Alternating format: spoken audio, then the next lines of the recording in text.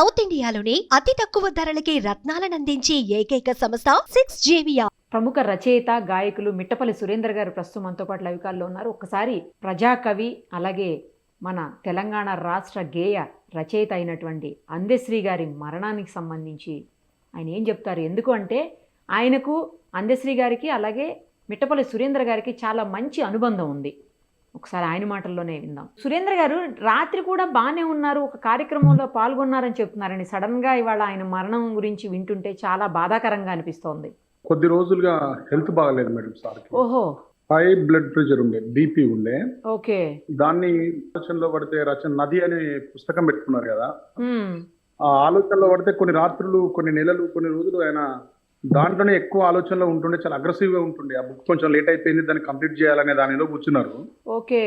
ఈ మధ్య దాని మీద ఎక్కువ కూర్చోవడం వల్ల కొంచెం ఆయన అప్పుడప్పుడు టాబ్లెట్ వేసుకోకపోయేది. దానివల్ల ఒకసారి స్పృహ పడిపోయింది ఈ మధ్య. మొన్న ఏడో తేదీ రోజు తిమ్మయ్య గారి సుభాష్ రెడ్డి గారు, ఆయన మంచి ప్రాణమిత్రులు వాళ్ళిద్దరు. కామారెడ్డికి సంబంధించిన సుభాష్ రెడ్డి గారి కొడుకుది మ్యారేజ్ 7వ తేదీ రోజు మా తమ్ముని ఆఫీస్ లో కొంచెం కళ్ళు తిరిగినట్టు అవుతున్నాయి అని చెప్పి కూర్చుని పడిపోయినాక టాబ్లెట్ తిప్పించి వేయించి చూసిన తర్వాత చెప్పింది మా వాళ్ళంతా, సార్ మీరు ట్రీట్మెంట్కి వెళ్ళండి అంటే ఆయన కొంచెం ఆరోగ్యం పట్టించుకోకపోయేది మేడం. మేమందరం హెచ్చరించినాం, సార్ మీరు ఈ బీపీ విషయంలో జాగ్రత్తగా ఉండాలని.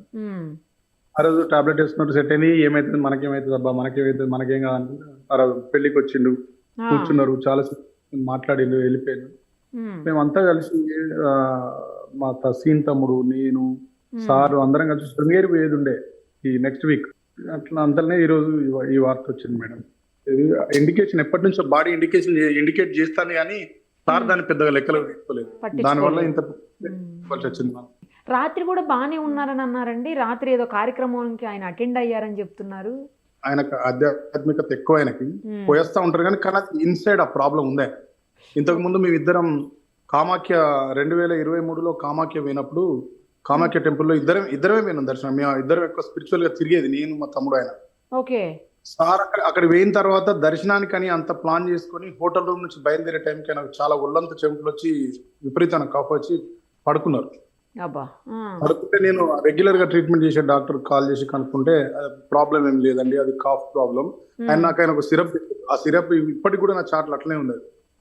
ఆ సిరప్ తెప్పించి తాగించిన తర్వాత ఆయన కొంచెం సెట్ అయితే రిటర్న్ ఆ టెంపుల్లో ఇమీడియట్ గా దర్శనం చేయించి 2 రోజులు అక్కడ ఉండేది ఉంటే దాన్ని ఆపేసుకొని ఇమీడియట్ గా టికెట్ మళ్ళా బుక్ చేసి రిటర్న్ పంపించేసినారు. 2023 నుంచి కొంచెం హెల్త్ విషయంలో సఫర్ అవుతాను సార్, కానీ దాన్ని ఎక్కువ పెద్ద లెక్కలకు తీసుకోకపోతుంది ఆయన. ఏమైతుంది అనేది ఒకటి ఉంటది కదా, దానివల్ల ఇంత మూల్యం చెల్లించుకోవాల్సి వచ్చింది మేడం. రాష్ట్ర గీతాన్ని పాడారండి ఆయన, జయ జయ హే తెలంగాణ అంటూ. అది గొప్ప పాట. దాంతోపాటు ఆయన మాయమైపోతున్నాడమ్మా మనిషి అన్నవాడు అని పాడిన పాట అసలు ఎప్పటికీ ఎవ్వరు కూడా మర్చిపోలేరండి. ఆయన రాసిన పాట అది. యాక్చువల్లీ తరం కవులలో చాలా మంది మీద ఆయన ముద్ర ఉంటుంది మేడం. చాలా మంది మీద, చాలా వరకు కవుల మీద ఆయన ప్రభావం ఉంటుంది. ఓకే. ఏం సామాన్యమైన రచనలు కాదు మేడం. ప్రతి పాట ఒక గ్రంథాలయం లాంటిది ఆయన రాసింది. అవును.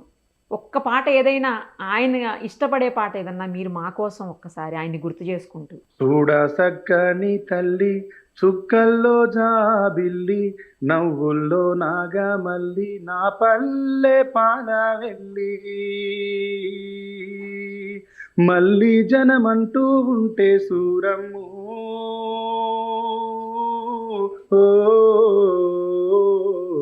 తల్లి నీ కడుపున ఉడతా మాయమ్మ, తల్లి నీ కడుపున ఉడతా మాయమ్మ, చూడ సక్కని తల్లి, చుక్కల్లో జాబిల్లి, నవ్వుల్లో నాగమల్లి, నా పల్లె పాల వెళ్ళి. ఈ పాట తెలంగాణ ఉద్యమం జరుగుతున్న సమయంలో తెలంగాణ పల్లెలు ఎంత అందంగా ఉండే, ఎంత హుందాగా ఉండే, ఎంత బాగుంటుండే, ఎంత అనుబంధాలు కలిగి ఉంటుండే, ఎంత మంచిగా ఉండే పల్లెటూరు అని ప్రత్యక్షంగా ప్రజలకు పాట రూపంలో, సాహిత్యం రూపంలో కళ్ళగట్టిన పాట ఇది. ఈ పాట లేకుండా తెలంగాణ ధూమ్ధామ్ వేదిక ఏ రోజు నడవలేదండి. ఇంకేమైనా కొన్ని పాటలు ఆడుకోకపోయేది కావచ్చు, కానీ మేము ఈ పాట ఖచ్చితంగా చేసేది.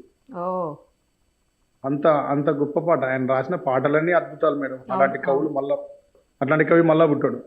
నిజం నిజం, అది నిజం. చాలా బాధగా ఉంది. అలాగే ఆయన ఆయన రాసి ఆయన పాడేవాళ్ళ అండి? కొన్ని పాటలు ఏదో పాడుతుంటే కూడా విన్నాను నేను.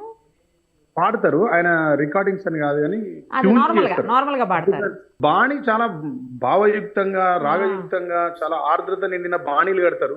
కదా. గంగా అని ఒక సినిమా ఉంటదండి, దానికి అప్పుడు నందులు నంది అవార్డు వచ్చింది కదండి 4-5 నందులు.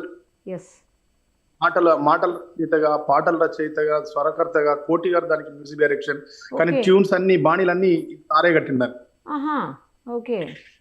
మా అన్ని చేసిన బాణీలు చాలా మంచి బాణీలు కడతాడు ఆయన. మంచి బాగా అవగాహన పాట పట్ల. ఆయన అప్పుడు ఎప్పుడో పశువుల కాపరిగా ఉన్నప్పటి నుంచి వెళ్ళి పాట మీద ఎక్కువ అధ్యయనం చేసుకుంటూ వచ్చింది కదా, కసి ఎక్కువ ఆయన. నది అని ఒక పుస్తకాన్ని ఒక 8 years బ్యాక్, 8 సంవత్సరాల క్రితం నది మీద పుస్తకం రాయాలని ప్రపంచ నదులన్నింటినీ పర్యటించి చూసి వచ్చినారు. ఓ, నాకు తెలిసి భారతదేశం మొత్తంలో కానీ ప్రపంచం మొత్తంలో కానీ నాకు తెలిసినంత వరకు అయితే ఒక లిరిక్ రైటర్ ప్రపంచాన్ని మొత్తం చుట్టి వచ్చింది ఎవరైనా ఉంటారు అంటే అది అందశ్రీ గారే మేడం. ఆయన జీవితంలో మూడు ప్లేసులు ఆయన జీవితంలో తిరగలేదు, అవి భారతదేశంలోనే. ఒకటి కామాఖ్య, అస్సాం. 2 గోవా. 3వది శ్రీలంక. ఈ 3ంటిని ఆచార్య మిట్టపల్లి నూనె తీసుకుపోవాలి, 3ంటికని అడిగినాను. దాంట్లో 2023లో అస్సాం తీసుకుపోయినాము.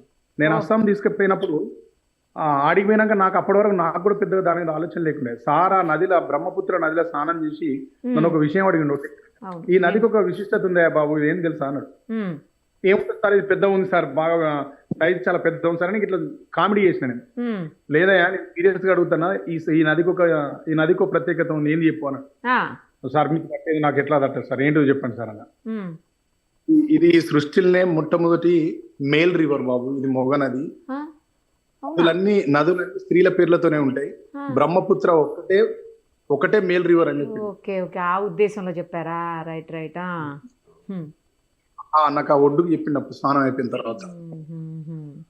అట్లా ఆయన ప్రపంచం అంతా తిరిగి నదులన్నింటినీ అధ్యయనం చేసి పరిశీలించి దాని మీద పుస్తకం రాయాలని రాసే పనిలో ఉన్నాడు. అది కొంత లేట్ అయిపోయింది. ఇప్పుడు ఆయన కొంచెం రిలాక్స్ అయిన తర్వాత రాయాలని పెట్టుకున్నాడు. ఆ విషయంలో కొంచెం రాత్రులు కూర్చోవడం, దాని మీద అతను మాట్లాడుకోవడం, ఆలోచించుకోవడం, రాయడం, దానివల్ల కొంత మెడిసిన్ టైం టు టైం తీసుకోవడం నెగ్లెక్ట్ చేసిందని అంటారు డాక్టర్. నది మీద పాట రాశారండి ఆయన? పాట ఏం లేదు. గంగా మూవీలో ఏదన్నా ఒక్క పాట ఆయన రాసింది ఏమన్నా వినిపిస్తారా?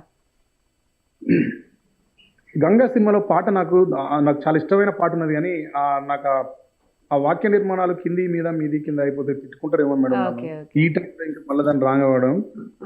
పాము పడగపై పొదిగినట్టి ఆ పాదముద్రలు ఎవరివో, పాడేకో ఇలా పాటలోని ఆ పాత మధురిమాలెక్కడివో, చూడముచ్చట సృష్టి విలాసం ప్రకృతి గీతం, పాడవే మనసా పాము పడగపై పొదిగినట్టి ఆ పాదముద్రలు ఎవరివో, పాడే కోయిలా పాటలోని ఆ పాత మధురిమా ఎక్కడిదో. ఇంకా చాలా బాగుంటది మేడం. దాంట్లో గంట లోపల చిక్కుకున్న ఆ కంఠనాదములు ఎవరివో, నీటిలోన నిద్రించే జీవులను జోలపాడునది ఎవరో. అబ్బా, ఎంత అద్భుతమైన పోలికలు ఉంటాయి, ఎంత అద్భుతమైన ప్రశ్నలు ఉంటాయి. చాలా గొప్ప పాట మేడం ఆ సినిమాలో. ఆయనకు పల్లె పాట అంటే చాలా ఇష్టం అని చెప్పారు కదా మీరు. దాంతో పాటు ఇంకేమన్నా బాగా ఇష్టమైన పాటలు ఉన్నాయండి ఆయనకు? నాకు అందశ్రీ గారిని కలిసేంత వరదాకా, కలిసి మేము శృంగేరి ట్రిప్ ఇద్దరం పోయేంత వరదాకా కూడా నాకు తెలియని ఒక విషయం, ఆ రోజు నేను సార్తో పోవడం వల్ల చెప్పిండు. నాకు బాగా ఇష్టమైన పాట. నేను చిన్నప్పుడు ఊరికనే విని దాన్ని పాడుకుంటుంటే, ఓకే, నాకు ఇప్పుడు ఆ పాట పూర్తిగా గుర్తుకు లేదు, కానీ ఆ పాట బాగా పాడేది నేను చిన్న ఉన్నప్పుడు. పండగలొచ్చే పట్టు చీరమామో కొని పట్టు మామా అని పాట ఉంటది. ఆ పాట నేనేమన్నా గొప్పింటి కుర్రవన్నా, నేనేమన్నా కలిగినన్నా, నీకు ఏదంటే తెచ్చుతున్నా, రెక్కాడితే గానీ డొక్కాడని బతుకున్నాదని ఆయన జీవితాన్ని ఆయన భార్యతోని సరదాగా ముచ్చటించుకున్నదాన్ని ఆమె పండుగలకి ఏదైనా అడిగితే ఆమెను ఏడిపించడం కోసం రాసిన పాట అది. కానీ ఆ పాటల మధ్య తరగతి కంటే కింది స్థాయి జీవితం, పేదల జీవితంలో ఉండే కోరికలు, ఆ కోరికల చుట్టూ ఉండే కష్టాలు, ఆ, అసలు చాలా అద్భుతంగా ఉంటుంది ఆ పాట. రీకంపోజ్ చేద్దాం అనుకున్నాం, ఒక 1 year క్రితం వాయిదా పడ్డే. దాని తర్వాత నేను అటు ఇటుగా పోవడం, సార్ ఇటు ఆ బుక్ మీద సీరియస్గా కూర్చోవడం, అట్లా వాయిదా పడిపోయింది. కానీ ఆ పాట నాకు చాలా ఇష్టం మేడం. దొరికితే దాన్ని మీకు దొరకబట్టి ప్లే చేయండి, మీకు చాలా తప్పకుండా తెలుస్తుంది అందరికి. తప్పకుండా. నలుగురు పిల్లలు కదండి ఆయనకు? ఒక బాబు, 3 అమ్మాయిలు. Okay okay. ఒక్కసారి ఆయన రాసిన మన రాష్ట్ర గీతం ఏదైతే ఉందో, జయ జయ హే తెలంగాణ, మా కోసం ఒక్కసారి పాడి జయ వినిపిస్తారు? జయ హే తెలంగాణ జననీ జయ కేతనం, ముక్కోటి గొంతుకలు ఒక్కటైన చేతనం, తరతరాల చరిత గల తల్లి నీరాజనం, 10 పిల్లల నీ పిల్లలు ప్రణమిల్లిన శుభ తరుణం. జై తెలంగాణ, జై జై తెలంగాణ, జై తెలంగాణ, జై జై తెలంగాణ, జయ జయ హే తెలంగాణ జననీ జయ కేతనం, ముక్కోటి గొంతుకలు ఒక్కటైన చేతనం. థ్యాంక్స్ అండి. ఆయన గురించి చాలా విషయాలు చెప్పారు, అలాగే ఆయనకి ఇష్టమైన పాటలు పాడి మా కోసం వినిపించారు రాష్ట్ర గీతంతో పాటు. థ్యాంక్స్ అండి. Thank you so much Surendra గారు.